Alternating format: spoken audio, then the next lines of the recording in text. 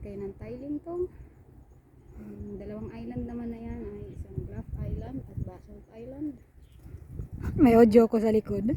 So, yun May naman, ano dyan, may mga so, yun tali naman yung na 19. aanuhan mo pang guide mo, pero medyo nakakatakot kasi steep yung ano dyan eh, Hmm. yung dadaanan. Nasubukan mo na? Hindi, nakita ko sa video. Ah. Kaya nakuan ko, may mga tali siyang aanuhin mo, aanuhan talaga, gagaydan. Ang galing. Ang ganda ng island oh. Medyo steep yung ano dyan. Pwede ka maligo dyan. Parang ang linaw ng tubig. Dalawa lang naman yung pagpipilian mo papunta sa pinaka Egg Island. Ligo tsaka ano no? Ligo at saka kayak.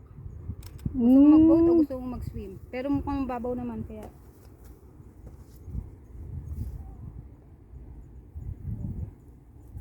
Green egg. Ang daming island. Sarap puntahan. Pera na lang kulang. Pera na lang kulang guys. Ang gaganda. Lalo na kung hindi ano. Oo. Maputi pa yung weather eh. Ha? Mm. Lalo na kung malinaw.